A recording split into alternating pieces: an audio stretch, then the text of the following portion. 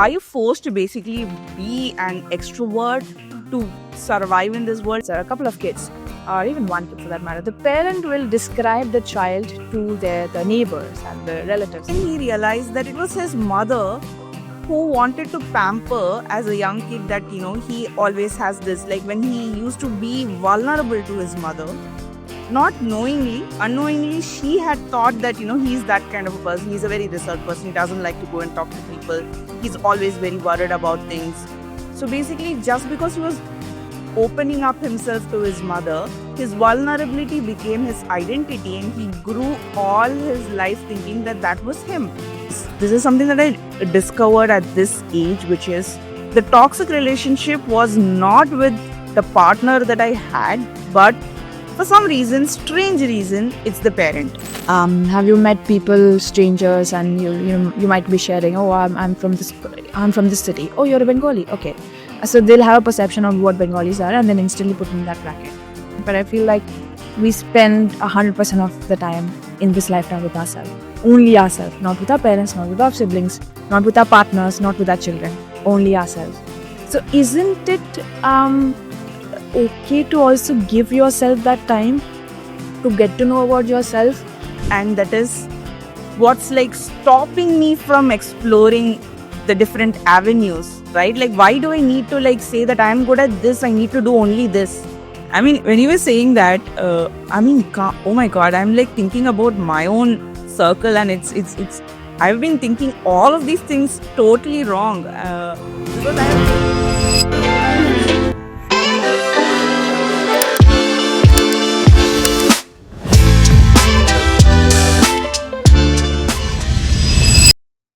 Hello, Sonali. Welcome to Podcast with Varu. Hi, thank you so much for having me here. Awesome. Usually what I do with the guests is that I send them questions, I have a 15-minute discussion with them and things like that. But for some strange reason, I was not able to do that with you. And, I've been seeing your stories or something through either Biswa or Minank. Biswa is someone I used to work with before. So I've seen you, like you've been present in my feed somehow, but we never got a chance to talk. And finally we are here and getting to speak. So excited about it today. Thank you so much. That's really interesting. Biswa and Minank are one of my first friends in Bangalore, along with Anmol. We have like a whole gang thing going around. And it's great that you work with Biswa, and I think Minank was the person who tagged me to be one of your guests here. So yeah, I owe them a lot. Same here. um I mean, like you say, your first time in Bangalore, like, oh, where are you basically from? I'm from Calcutta. I grew up over there and I did my studies over there, like my college and stuff like that. And then I came to Bangalore. I came here to speak at an event, and also I was just touring the city, getting to know people. I had no proper agenda as such. And I met Biswa, Minank, and Anmol because I was speaking at one of the events that they were all a part of in some capacity. And I also met my ex co-founder, and we started a company, and that's how I landed up here. So I had my first startup here. Oh, nice. And I mean, like, and I'm so interested to, I mean, the conversation is going to be about the book that you're writing and writing as such that you've been doing for such a long time. But, why don't we start there? The journey, if for everything to have started. So your startup to uh, the decision for you to, like, write a book, author a book. Perfect, sure. So I started a little bit before that.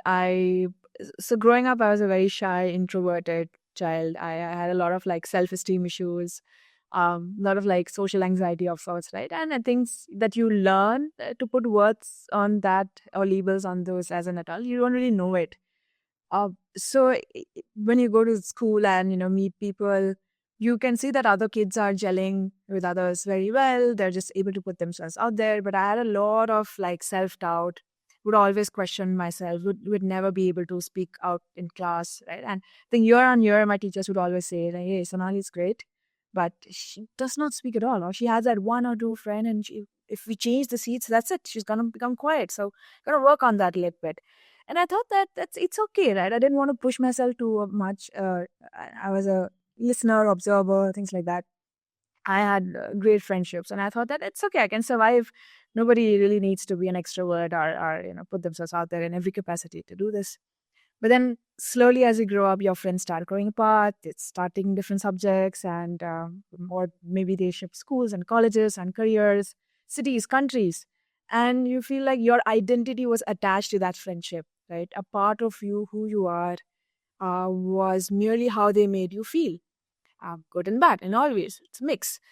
And then I thought that I don't really know who I am because I barely spoke out to anyone, and even though I was very sort of creative. I did stuff in school. People barely saw me or noticed my work because I was not very proactive enough to talk about my work, talk about my interest. And I got overlooked quite a bit. Um, and then I thought that, okay, maybe this is a time for me to reinvent myself. Can I think about becoming a more outgoing person, a bit more like changing the way I look at the world, or the way I present myself to the world? And slowly, when I went to college, it was a girls' college. I had never been to a girls'. I was in a co-education school. We barely had 10 girls in each class. Right? It was very difficult for me. I was friends with the boys all the time, right? And I was like, I don't really know how to make friends with the girls. But slowly, I came out of my shell. I saw that all the judgment that I had was not really my own. I think these were all the voices inside my head. Maybe other people told me, you admire the popular kids, or you admire the teachers, you wanted their praises. And somehow, if you couldn't win it, or you didn't get what you wanted, you would look at yourself um, in a bad light. You would like criticize yourself and say that I'm not good enough. And I think a lot of these voices were already in my head, which stopped me from being who I was. And I start to identify the voices, start to get to the root of it. Why do I feel like this about myself? Who told me that I was shy? I was very talkative with the people I liked. Who told me that I could not go and meet new friends or make new friends? Was it just me imposing that on myself? And can I do better? So every time I would go, in a different class or do any other kinds of stuff, I would always think nobody here knows that I am shy or I am quiet. So I can literally be whoever I want to be. And in my mind, I would think that I know this friend that I really like, and he's very outgoing. What if I think, what would he do in this situation? And just pretend to act like him, right? And in different friends and different people in different scenarios, and just in my mind, I would like do a role play. And that changed so many things, right? I was like, oh, I am not this. Like the labels that I've put on myself that are not serving me are not me. And that started my journey. So I am professionally a speaker, and I train in a coach and stuff like that. Nobody would believe me that, hey, you used to be shy. No, that's not correct. That can't be it. I really was. I get some proof that I can give you. I can't take you back to my childhood, but there are so many friends from school who said that, hey, what happened there? I said, I do not know. I think I refuse to settle down. I refuse to believe this is who I am, and that's all there is, right? This whatever comes to me, that's all I'm going to accept. Like, I was like, no, let me go out there and tell the world, no, I can be better. I can reinvent myself. I can be a different person, the one that suits me and you, and I'm happy with that. So that sort of started the journey, and that was also core theme of the book. I know that there are so many people out there probably the same feelings that I feel. They might also feel the same way, and I know that as a child I never had anyone to relate to as such. Everyone is so outgoing, and all the popular kids are the cool kids. If you are um, a, a quiet person, very few people you actually can relate to, and they don't really have some kind of a social status that you want to be in that group, right? You're also like looking at each other with pity. And I knew that when I was a kid, I would have liked someone to write this book. So I guess this book probably will help a younger version of me, whoever that is, anywhere in the world, to be like, hey, you're okay, you can do better, and then you don't need to really look at yourself or speak to yourself like that. We can do better, and we will. As he spoke, the first part of it, I had a different question, and then your perspective suddenly changed the question. The first question was like, like when you said that you were trying to reinvent yourself, go out there, be outgoing. So I was thinking, I was having this thing in my mind that, hey, are you forced to basically be an extrovert to survive in this world? Is it just force? Are the social elements forcing us? A. And then it suddenly changed to when you said that, it was all in my head. So the perception right now for me is, so basically the perception of me being an extrovert or an introvert or an ambivert is just in my head, because something very similar, a psychologist, one of my friends was actually taking therapy, and he basically like had this issue of anxiety attacks and the self-esteem issues and inferiority complex and things like that. And when he was talking to his psychologist, and she basically told that, who actually told you that you are this person? I really want to understand that, is it you or is it someone around? And then he realized that it was his mother who wanted to pamper as a young kid, that he always has this, like when he used to be vulnerable to his mother, not knowingly, unknowingly, she had thought that he's that kind of a person. He's a very reserved person. He doesn't like to go and talk to people. He's always very worried about things. So basically, just because he was opening up himself to his mother, his vulnerability became his identity, and he grew all his life thinking that that was him. So, and now gets me back to the thing that you mentioned. Is it just all in your head, or do you think that, the social elements are pushing, or it's the combination of both? It is definitely a combination of both. Children are not born with these thoughts, right? We were a clean slate when we start.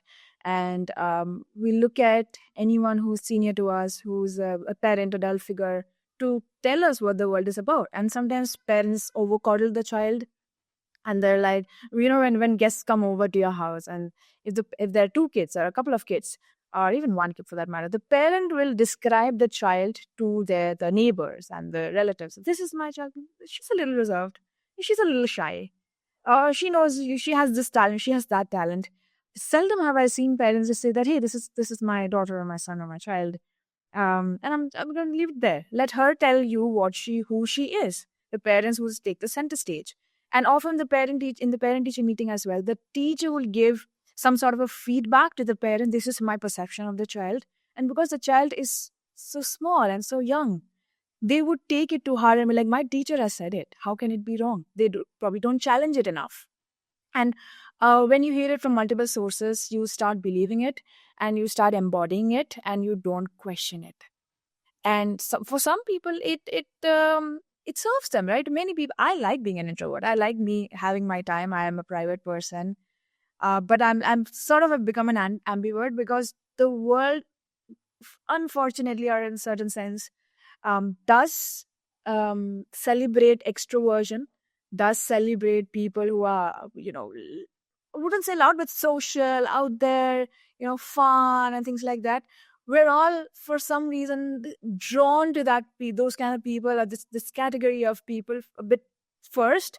And then perhaps you'll be like, oh, they're not really my type. Maybe I would like to be with a quiet person. It also depends on which age group you're in. I maybe probably in the early years of your youth, you would probably want to be perceived as someone who's cooler, has that social oomph. Or maybe later in life you would want to quiet down a bit, or maybe not. It could be flipped as well, right? So at the end of the day, what I'm trying to get here is that you can select what kind of life you want. You don't necessarily have to settle with what you think you are, because that's partly true, right? If you are not born with, of course there are genetics and stuff like that, but 100% of you're not there. You build yourself bit by bit as you go through life. So which means that you can change the path of your life, and you can embed certain skills, qualities, personality traits, if only you believe that you can do it. And why not? Let's try out different things, right? I'm sure there are people who are introverts with a certain group that they don't vibe with, and they're extroverts with a whole different kind of group. If that is automatically happening, then put yourself in different positions and groups and places and events to see how you react, and don't judge yourself too harshly.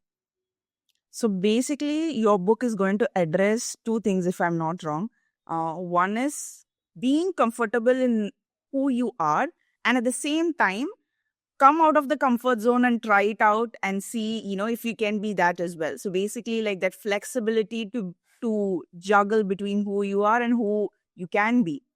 because in most of the times we get caught up with who you are and who someone wants to be and who you want to be, but there is an option which is who you can be, and we don't enough experiment it, and this is super cool.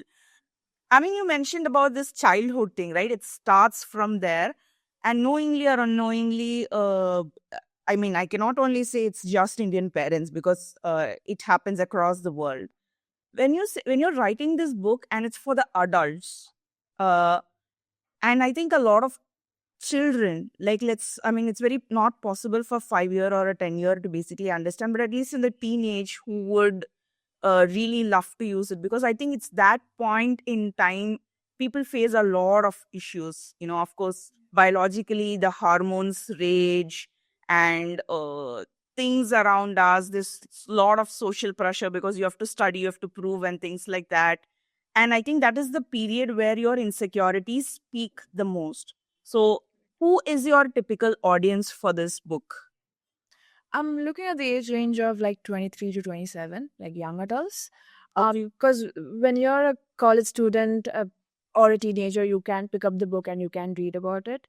But your hands are full with a lot of things that are extracurriculars, career choices, what to study, what not to study. So this may or may not be your number one priority. But as you're going towards adulthood, I think once you step into work, a lot of things change, right? So, we have different personalities at work and at home. There's there is an overlap. Yes, there's certain elements that you would like to retain, but you also become a little bit of a different person when you're at work. And sometimes these insecurities or these thoughts or the little voice in your head might stop you from getting ahead. Right? Maybe you have that skill, you have that talent, but you have never been a person to say things out loud, to vouch for yourself. You always thought, oh, my mother or my teacher or my friend is going to put my work ahead. But when you enter the corporate world, any kind of work, right, business, anything that you do, you have to become your number one cheerleader. And if that really scares you because you don't think that's the quality that you have, then there will be people who might not be as talented as you are, skilled as you are, but they will know how to put the word across. They might go ahead, right? Also during this time, I feel like a lot of people discover themselves a bit more. They have the time to probably ask themselves certain questions, see themselves in a different light. You also might get into a bit long-term serious relationships, which also teaches you a lot about yourself. And to take the very popular term, toxic relationships is something you have to go through, right, in your life. And sometimes because you think of yourself at such a low level that you are okay being stuck in a bad relationship. You feel like, hey, you know what, so what if this person treats me back? At least I have someone. I don't even know if there's anyone else out there. So what if my boss is does underpays me? At least I have a job. You start making those excuses because you are unsure of yourself. You don't have the confidence, and you're letting your insecurities just, take the driver's wheel. Um, and you've also devoid yourself of the creativity and the curiosity that children have. Children do not have so much things to worry about. They're not as scared. We put the fear into them. If you do this, you will fail. If you fail, society will look at you at a certain man. You don't want to spoil your parents' name. You don't want to do this. And the child starts thinking so many things. If you look at children, they're always running around doing stuff, trying new things. They don't know what failure is. So as an adult, I think we stop taking more risks because we look at ourselves as, this is who I am and I can only do ABC. But I feel like you can do more. Why not take some risks? Why not meet more people? Why not take up that job that you have no idea about? At least sit for the interview. Give yourself a chance to succeed. And don't fail before even trying. Right. So I think that would be a good age group, because that was the age group where I also discovered a lot about myself, and I let go of a lot of stuff. When I meet my friends, they don't know who I am. They're like, hey, I'm unable to relate to you. I'm like, because you're only thinking of me back in school. A lot of years have passed. You have to know me again. You have to probably get introduced to me again as a different kind of a friend that might look a little similar, although I don't look anything like that. And you might have known. So it's okay for you to meet me again. And there will be people who will not like this. There'll be friends who love that version of you because it really served them right. maybe your relatives, your sibling, your parent, anyone, your colleagues, your bosses, people you're in relationship with, anyone in your sphere of influence might not like it, because that version of you made them feel better about themselves.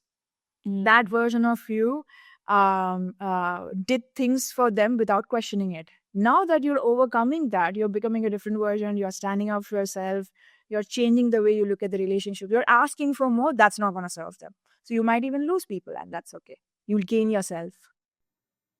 You started thinking about it way too early, if you have to ask me, because I am doing that right now. I'm discovering myself because I'm 31 and I did not start at 23. I was assuming, I was in my own world thinking that, this is who I am. And I mean, to be honest, I was not even so sure that this is who I was, or I did not bother to understand this person, right? Because I did not know that there is an importance for us to understand who I am. Am I comfortable with this person, or do I need to, like, what do I need to change about it? I think, like you said, a lot of self doubts stop me as well, like, from doing a lot of things. I don't think because I'm an extrovert or an ambivert or something that basically changes the insecurities or self doubts as a person. We are all like, no matter who you are, you can be happy, someone who's very cheerful, loud, and things like that, but you still have your insecurities because that's inside your head. So, when you talked about this relationships, the so-called toxic relationships and things like that, change a lot in you, and also gives you, for a few people at least, it gives them a chance to understand who they are and things like that, right?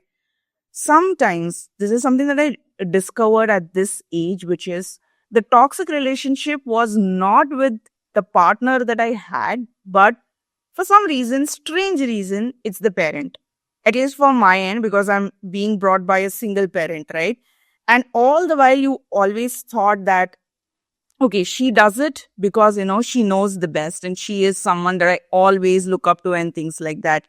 But as they age and as you age and things like that, the whole perception changes and you come to know about them, the real person, and you also get to know about you, and everything for a moment shatters, and you just want to be completely different, and there's a lot of questions, guilt, and things like that. And those insecurities often are attached to that parent and parenting. What do you think about it? See, I'll tell you, I think as a society, we're a little obsessed with labels. Have you met people, strangers, and you might be sharing, oh, I'm from this city. Oh, you're a Bengali. Okay. So they'll have a perception of what Bengalis are and then instantly put me in that bracket. Or they'll ask me when your birthday is. Oh, you're an Aquarian. I know about Aquarians. Or I gel very well with Aquarians. Or I do not. They immediately put me in that box. I might agree, but I might also challenge them and say, I'm not just an Aquarian. I'm not just a Bengali. I'm not just a woman. I'm not just a young person. Whatever, right? That's not the only label that I have. And you got to be okay with that. Just because there's one label doesn't mean you've figured me entirely. And you're going to function from there. As kids, at least in our the Indian family systems, we look at our parents as only parents. We forget that they are individuals. We forget that they had a life before us, right? We forget that they have a life apart for us. They are human beings. They have likes, dislikes. They are a couple within themselves. They are friends. They are also children to their own parents. If they're there or not there, they're also relatives. They're strangers. They work. They have their dreams and ambitions, and their primary goal is not just to be your caregiver. And they did that maybe for years and years together, and it's okay to cut them some slack. So if we get to know a certain thing about a parent, I think we judge them too harshly. I mean, of course, depending on what we got to know about them. And it's also because we hold a little bit of a grudge because maybe a lot of us don't have the best relationship with our parents. Maybe they stopped us from doing certain things. It's now in our head. And we're like, oh, you want to talk, you stop me from doing this, whereas you have done certain things yourself. These are two different conversations, right? It's okay. It's fair for them to also make mistakes. And I think as we grow up, we should try and rebuild our relationship with our parents. Try and bring them into our world. not expect and assume that they should automatically understand, right? We are millennials, the Gen Zs, right? Now this whole movement about, oh, Gen Zs are not great at work, or Gen Zs have a different language. When we were their age, we also had a different outlook of the world, and that's okay not to judge them. Why don't we figure out a way to bridge the communication? So with our parents as well, can we have a heart to heart? Can we see if we can learn about them in a different way as an adult, and teach them about our life and who we are in a different way, introduce them to who we are now as an adult, and tell them, yeah, I will always be your little baby, but I'm also an adult, and let me take you. So what I do is I take my parents out to these coffee places and these fun places that I always go with other friends. I take them to watch movies that I like, or just play different kinds of series and we watch together, and don't think that, oh, this is a youngster thing. What will my parents enjoy? No, they're my friends too. Let me bring them into my world, and let me step into their world. And let's see that, okay, my mom is worried about some relative. I'm going to sit and hear her out. And it's okay to do that, right? And if I'm holding a grudge against them for whatever reason, either you can resolve it by talking, or you can talk to another person or get a therapist. But if you're holding it back, your parent doesn't even know that you have a grudge or you're functioning from that level. So who is it hurting really? Not them. It's just hurting you. So why do that anyway?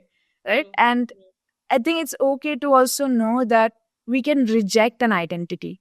If someone says, oh, you are like this, or I thought you would be like that, we can always say, but I'm not.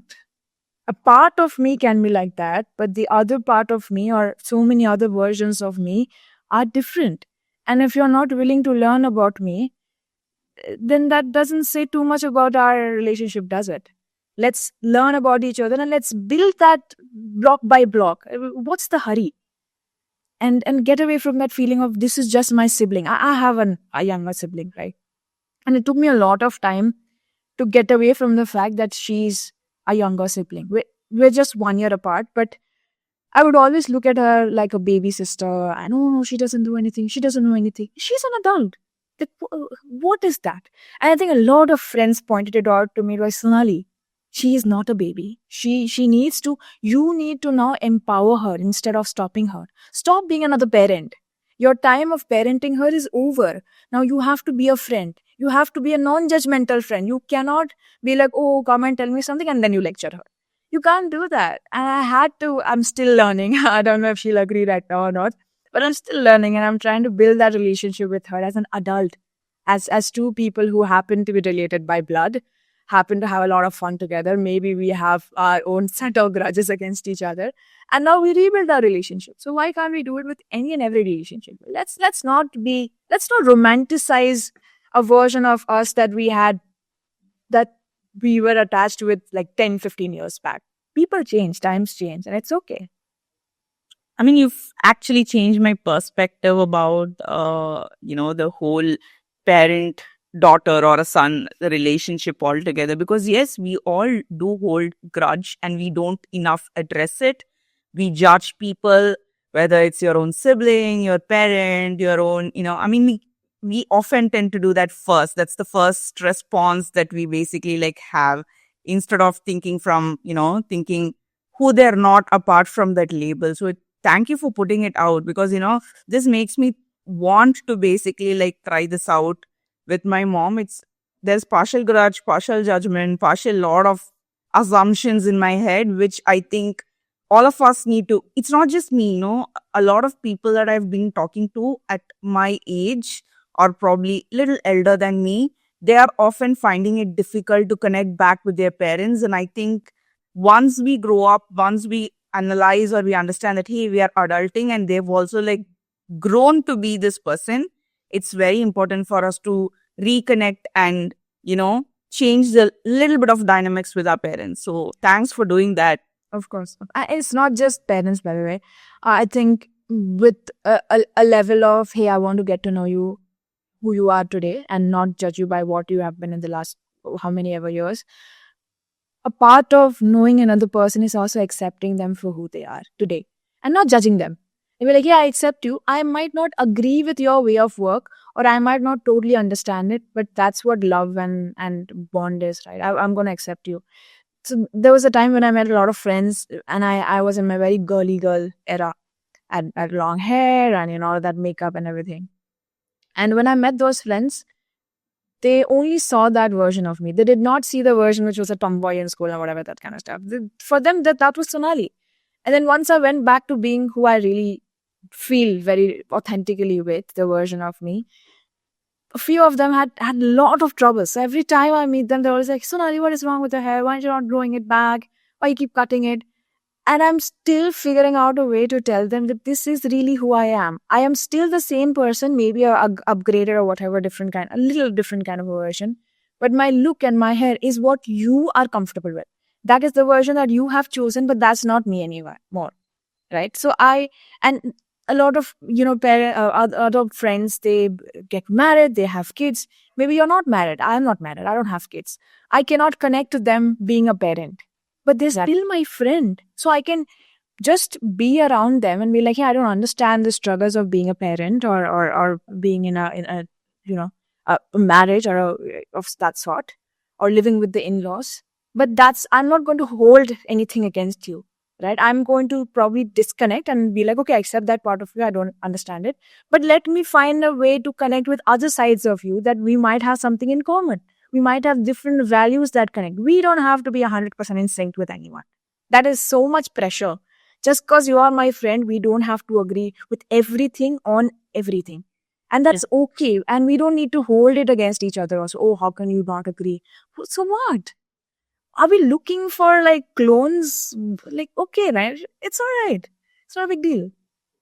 Yeah, this is a good one. Are we looking for clones? I mean, when you were saying that, I mean, oh my God, I'm like thinking about my own circle, and it's. I've been thinking all of these things totally wrong, because I have been a judgmental prick all my life. Because I used to be very close with my aunt, and the aunt that I knew as a young kid was someone so very bold. She always spoke her mind. She never was afraid to, stand for herself. She married a little late because she was comfortable only then. A lot of things inspired me because that was her personality. After she got married, and she went to a very different place, and that place was completely into like, worshipping and becoming a softer version of yourself where you cannot speak up, where you cannot. So the first thing that hit me was like, was she this person all the while and she did not show it to me? Was my first thought. And most of the times this is how we think, right? I think this is the person, this is the original person. That's why it is coming out. The true colors are coming out. But I've never thought that they might have, rediscovered themselves. They are comfortable with this new identity. And just because I am not comfortable with it, just because I got used to something else, doesn't mean that this person has to be what I assume them to be. Oh my God, I've been doing it all wrong. Thank you for being so honest. There's also a thing about, how apps and any of the things that we use keep on updating itself, right? And things change, systems change, look and feel changes. Sometimes the updates are great, sometimes it's very bad, and people complain, and then they go back to a different version, they fix bugs and whatever, and they come back. I think it's okay to sort of create an environment where you are openly talking about some beliefs that you had, or some values, or the ways you looked at the world, and that has changed or upgraded or updated itself. And it's also okay to say that, hey, you know what, I thought of it this way, but I think I was wrong, or maybe that's not the right way to think about it, or I'm okay to talk about it in a different perspective. And we don't like saying that we're wrong. That's the problem. So if someone has changed, in our eyes, it's incorrect, which means that they should have stayed the way they are. Which means that if we want to change tomorrow, we are already judging ourselves and, no, we can't change. This is who we are. Then anyone else who points out that, oh, you've changed, you take it to heart and you're like, oh, no, I don't want to change. I want to go back to being, but that's not serving you. What is the, there's so much to unwrap here. And I want to write a blog post about it. It's been on my mind. I want to call this thing, let it simmer. when you're cooking and you put some water or something on the low flame and you're letting it simmer, slowly letting it cook and boil and get the taste and everything like that. So when people tell me anything about any subject, any topic, and I already have my opinions formed, and maybe they're telling me something very different, a part of me is debating in my mind with them. Sometimes I'm debating out loud because I have that rapport with them. Sometimes if they're a senior or a stranger or someone I don't want to mess with, I don't want to. But I'm automatically doing it in my head. Right? I'm listening to them a little less. And there's also a version of us who think that if both of us agree on one topic, that means that person likes me. So if they are saying something which is opposite or different than what I think, and if I tell them that this is my perspective, will they like me any less? And we want to be liked, we want to be accepted. So what I've been thinking is like, can we let that thought simmer? Let me not debate with this person right then and there. Let me take that thought and not tell anything and be like, hey, thank you for sharing. Let me think about it. And or not be like, hey, okay, that's nice. That's a nice thought. And we move on to the next topic. But keep that thought in your mind and see, is it something that you have not thought about? Maybe what you think or the belief you have might be incorrect or might need some upgradation. Maybe the way that they have done this is an easier way to do it. And if you reject it on point, you're just doing extra hard work and you're not doing smart work, or you're not looking at the world that really serves you, or maybe you got it completely wrong. So let that thought simmer before you debate it. And a part of simmering is also trying it out. Read more books, listen to more people, try out things, put yourself in positions where you be like, okay, I thought that I am this person, but maybe I'm not. So the simmering is helping you take it slow without getting to be like, no, you're completely wrong. This has never happened to me. So what? It has happened to someone else.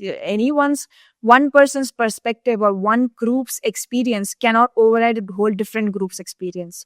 So, and two opinions can also parallelly exist without one being the prime or the supreme answer to that question. And that's also okay. Now, are you someone who has a background in psychology, or is it just your thoughts? No, I do not have a background in psychology. It is my thoughts. My God. I mean, I'm not agreeing because I have to agree, but to be very honest, the way you think, the way you are actually like telling certain things, right? Like, why do you have to define it? I think these are some primal thoughts that we should have had, but we generally don't think. The first thing that comes to us, we just let few things to cool down. Like you said, we still debate. We just do it internally. We don't show that thing to the people that out loud most of the times. So this is who we've been all the while. So I mean, like I said, I was like half asleep when I joined the call, and right now my eyes are open. My brain is like exploding with a lot of questions. So, as you said, the book around insecurities, right? That sort of it made me feel that I should basically definitely like get a chance to when you have the pre-order or version ready, I should definitely go for it. And you also said that you're writing newsletters, blogs, and things like that. I would really like to add that to the our YouTube description and things like that. So what do you basically write about? Is it around this insecurities in general, or any thought that comes to your mind? You're very candid about it. Yeah, any thought. I mean, the human brain is not very restrictive that way. You think of certain things. And I just feel like if something came to my mind and I would just want to put it out there, maybe someone else is thinking. And a lot of the things are said that, hey, I feel or I think like this. And I end all of my blogs with some reflective questions, which helps you also think about it in a different way. The concept of the book is a much needed conversation with yourself, right? Sometimes you spend a lot of time with everyone else doing all the kinds of stuff because you don't want to be alone, because the moment you're alone, your mind starts to wander and asks you questions that you might have been just blowing off. And you need that time with yourself. That is my belief. Anyone can disagree, and it's the way that they have led their life. It serves them, but I feel like we spend 100% of the time in this lifetime with ourselves, only ourselves, not with our parents, not with our siblings, not with our partners, not with our children, only ourselves. So isn't it okay to also give yourself that time to get to know about yourself? Because then if you don't, then anyone else around you and everyone else around you is telling you who you are, and you are just accepting it. Instead of you telling them, no, this is who I am. Because we don't want to debate. We don't want to sound like, oh, I am a know-it-all. Come on, you can be a little bit of a know-it-all about yourself. A little bit of us about yourself. And some people, probably therapy has not worked for them. Does not work for them. We are also in a certain bit of a time where everybody's so busy. So we might not have friends to have that heart-to-heart conversation with. So then who are you having the conversations with? You need to have it with yourself. So this book is going to be interactive enough for you to get that much needed heart-to-heart with yourself. Create a space that you don't judge your thoughts, don't judge the way you feel, and grow with the book, grow with the answers, right? And I think the blog that I write is also like a subset of that feeling. Very recently, I wrote a blog that I really like. Can ambition be bought? And I was speaking to another friend about something, and I said this, and I'm like, oh, that's a nice line. And I was like, please pause the conversation. I'm going to quickly write it down on my note and get back to it later. And I wrote about, if my mom went through a difficult childhood and that shaped the way that she thinks, and the way she thinks, she tried to embed that in my mind and my sister's mind. And then we went through a difficult phase during a certain period of our childhood, and that changed us. So if none of that had happened and she was privileged or she had all the ambitions in the world, would she have been a different personality? And would she have not given the kind of thoughts that she gave us? Her vision, that hunger, showcased how it is to have dreams and work hard for it, and run after it. And if I was also born into privilege, would I want to still earn my space in the world, or would I be comfortable? And if I would be comfortable, then would I like it? Which means that whatever has happened to us was the price that we pay to get this hunger and this ambition. You know, when you're in a new relationship, you find that spark. And very soon that spark goes off and you want that spark back. Because there's something in that spark, or in a new work, in a new business. That happens with a little bit of hard work, right? And to keep that alive, you have to work as well. Which means that every time I want to push myself to do something, is that fire in the belly and that ambition that I have that came with all the hardships that I went through, and all the hardships that my mother went through, because a little bit was passed on to me through her. So if none of us had these experiences, would I still be ambitious? And that's all I spoke about. It was just me sort of rambling and putting it on there, and I just put it out in the world and be like, what do you think? Can ambition be bought? And that's all. So I think it's just musings and things that I think about in one space. Yeah, it's not just about the question, but about the right questions, because, we often tend to ask ourselves questions, sometimes tough, sometimes it's easy. To be honest, I've started talking to myself a lot in the last, after a very difficult, not incident, but chain of certain things in my life. Like, for instance, I decided to take a break from my 9 to 5 and consult. And for many people, it was financially overwhelming, because a lot of things happened unexpectedly as well at my place. But for many people, right, when it's like a very difficult situation or a challenging situation, they either spiral. For a few people, they take it differently. For me, it worked out in a way that particular 8 months of my life was an experience that I would like to start thinking about myself more. Like what I would be doing, what I can do, what I can't do, what I chose not to do. Those are the questions that I had, and the difficult situation made me think that way. And right now, it has refined me who I am at this point of time. And right now, still, I am right in a different path where I'm asking all wrong questions, which is sometimes why I really wanted to have this conversation with you and read your book about this insecurities, right? A much needed conversation with yourself. We have this question, I've gone to an extent where I went and asked ChatGPT that, hey, this is where I am good at. What do I need to I start thinking about my future. What do I need to do? Tell me. I mean, that is a conversation that I need to have with my own self. and I don't know what questions to ask, to be honest. Like, it's very limited. I'm good at this, so what can I do next? I'm good at that. But there's a root thing that I need to like ask about, and that is what's like stopping me from exploring the different avenues, right? Like, why do I need to like say that I'm good at this? I need to do only this. There can be something else that I can be good at, but I've not explored that yet. So I think these things will not just resolve the career questions that I have, but change me as a person altogether and be able to, like, live happily. Because when you're able to change that whole chain of thoughts, you basically become good as new, and obviously that will keep changing over a different period of time. So when your book, when I asked about the book and you mentioned that there's going to be like some practical exercises around, so like I don't know whether it's like across each chapter or at the end or how you're planning. But what way, like, broadly, what are the things you're going to like start with, and then what we can expect from the book? So, thank you. That's a great question. I will get to it in a bit. When you were talking about work, right, and you said that you started consulting, so a thought came to my mind. So, when I came to Bangalore and I had my business, we had taken a 1,200 square feet office space and we leased it out for 2 years. And that COVID hit. That money was locked. And we were not making too much money. We were not breaking even, but we were taking the business online. And I had left all my freelancing work to focus on this project, this startup that we were building. I remember that I started to eat off the savings slowly because, I wanted to give back to my family. I didn't want to let them know that this is what's happening because, you don't want to panic them.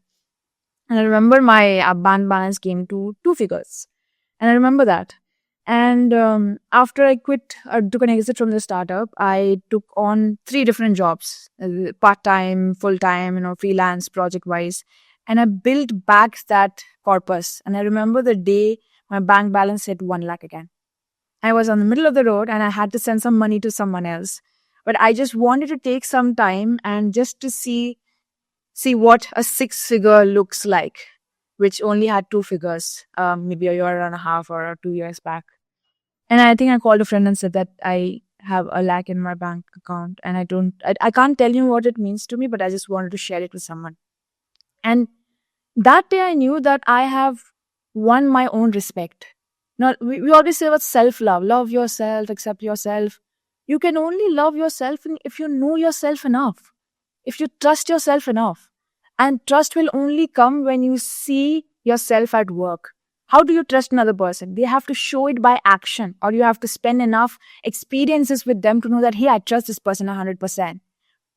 So I saw that when I put myself through those situations and experiences, I was able to trust myself and respect myself and be like, I have done this, which means that I can do anything else as well. Let me try more stuff, right? So yeah, that was an interesting thing, and it helps me so much at work because, like you mentioned, that why do I only need to stick with something that I know? Why can't I try new things? And that's exactly what it is, right? That identity of what I know, or that designation that the company gives you, is not limited. It's only as limited as you let it be. If you be like, I'm not just a coder, I'm not just a designer, I'm a designer and a marketer. I'm a designer, marketer, and a salesperson. And if your day job doesn't give it to you, you take courses, you do freelancing, you take other projects, you volunteer. You do it for free to learn that skill and then add it to your resume and present it and tell yourself enough times that I can also learn. Yeah. So give yourself that chance. So talking about the book, I've sort of divided the book into 3 parts, at least as of now. I hope maybe some things will change as I write it a bit more. The book is divided into part 1, 2, and 3. Part 1 is your past self, where you go back and figure out the root of your insecurities, right? It's parents, teachers, heartbreak, crush, broken friendships, anything that happened in that zone of your childhood, and any instances from there that stands out and due to which you think a certain way of yourself. There's one noise or one voice or one statement, I'm not good enough, I can't do this. Where did that come from? So find the root. Part 2 is the present, which talks about your set of insecurities or the labels that you have right now, what is it doing to your current life? Is it stopping you from progressing in your career? Is it stopping you from making new friends? Is it stopping you from getting more skills? Is it stopping you from putting yourself out there in the dating sphere? What is it doing to you? And part 3 talks about the future. If you could rewrite a version of yourself without those insecurities, look, we'll always have insecurities and thoughts. I mean, it's just how we are. But a bunch of those insecurities, maybe make way for some new ones. What would your world look like? What would that version look like? How would they act? What would they say? What would they do? And what can you do today to reach that version sooner than later? So yeah, that's like some like version that I've like, at least a structure that I've made so far. Hopefully it should come out the way that I think.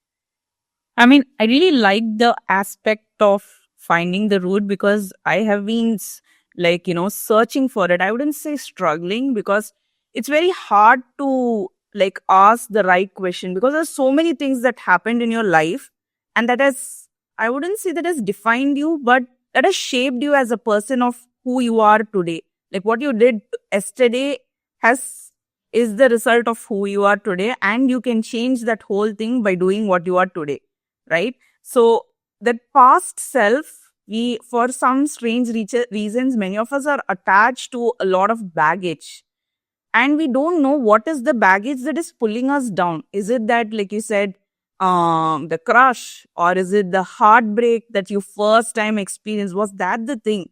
I mean, if that was a very trivial thing, and I would really like to know and get out of it, because we always tend to grow out of certain things and then, become a new person. So I think this book is definitely, I mean, when are you planning to complete it? And it's a very difficult question to answer. Yeah. Hopefully by the end of this year. I have a publishing partner that I'm working with very keen, very regularly. But the thing is that every time I speak about the book, there's some other complicated stuff or some other thing that comes to mind. I want this 2 years. And so it's going a little here and there. And I'm also telling them that, hey, you have to be a little strict with me because I work well with timelines. And the moment I get to know that, oh, I can complete the book anytime, I'm going to take a lot of time. That cannot happen. So I have given them permission to be strict and be a little like teacher-like if required. And hopefully it should come out this year, and that'll be fun. So I plan to do a lot of reading sessions, maybe different events where I meet people, talk to people about the book, and just see what they feel about it. And if they want to put in any of their thoughts while I write the chapters, that'll be great as well. That's interesting. I mean, I am looking forward, and I'm just hoping that you finish it by end of this year because I can't wait to take this book home and, practice all those exercises, ask me the questions and things like that, because it is a process. It's an ongoing process. Like, I cannot be very comfortable and say, hey, this is who I am. But certain situations keep coming in your life. Certain things keep changing in your life. Your dynamics of life is not always the same. So I think this book is going to be helpful across different stages of my life, and I'm looking forward to it. One last thing that I would really like to ask is that I'm seriously intrigued, because someone who doesn't have a major in psychology, or who is not, I'm sure you might not have done anything related to that, but what made you, is it just that because of your own reasons and reflections that you've had, you've decided to basically do this? Or is it something else, like you've also seen some friends of yours or someone in your circle and you really just want to, basically let them know the world out there is nice for you and you have to build it for you? What kind of made you write this book and the blogs that you're doing? See, the world outside is nice as long as the world inside your head is also nice to you. So everyone can love you and celebrate you, but if inside your head all you hear are critical comments about yourself, you're never going to be happy. So I think when I was in that phase of self-discovery and self-esteem, whatever, those kind of issues as a teenager, my internal world was not the happiest. But externally, I was doing great. I was average student in school. I used to do a lot of extracurriculars. Parents were loving. I had a lot of friends. But internally, I never took any of that into account. For me, I was always like, less than someone. I always did not add up to something. I always was losing out on something, right? And I only felt that if there's only some other person who's gone through that journey to tell me, hey, it's okay, this kind of thoughts happen when you're in this age and you will get over it. Or maybe you write it, you journal it, you ask people questions so you don't overthink and come up with the wrong answers and stick to that wrong answer. So I guess I'm writing this book because the younger version of me did not have this book. And I'm very sure there are the younger versions of me in this world, or maybe adult versions, that are going through the same journey and are looking at themselves through a very critical lens. And I just want them to know that we gotta start with ourselves first, right? That whole thing on, I think, social media about be the central character of your life and be the main character. You can only be the main character if you like the main character, right? Yeah. If you have like side character energy and you're okay for someone else to take the stage, you'll never like yourself because you want to be there, but you don't also want to put yourself there in the spotlight. So I guess that helped me. And I went through a lot of different kinds of books as a child. I read a bit. I saw a lot of movies, spoke to a lot of people. I'm a keen listener. I would probably observe a lot of people here and there. Friends would often come and tell me their difficulties or whatever was going through. So I was able to listen and analyze that everyone has a certain, you're a hero and a villain in your mind, but I think you amplify the villain version of yourself much more than the hero version of yourself. So can we flip it and see a different side? Well, I'm excited to see the different side. I'm always a villain in my story.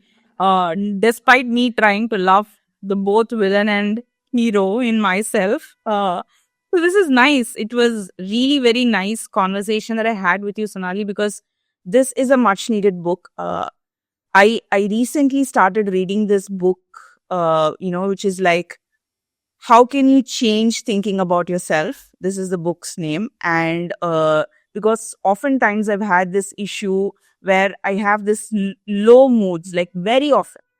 I mean, it's very cyclic, and sometimes it comes during specific time periods. Sometimes it just comes for no reason. And often it was like attached to like insecurities that, that hold you back. But that book helped me open up a very different world for me, which was that I have not been taking care of myself mentally and physically. So what do I need to do? That's the first thing that that it kind of opened me up to. So I started like going to gym, started like taking swimming classes. One is like, of course, I want to take care of my physical self as well, because both are equally important. And swimming sort of helped me believe that I can think about nothing and just be present for 60 straight minutes without thinking about anything around me. Like my entire world switches off and I'm able to sit there. Not gym, but swimming. It sort of opened me up to that realm. And I'm able to do a lot of things differently right now. Like, I can be calm. I can actually just focus on one thing and like switch off from different other things.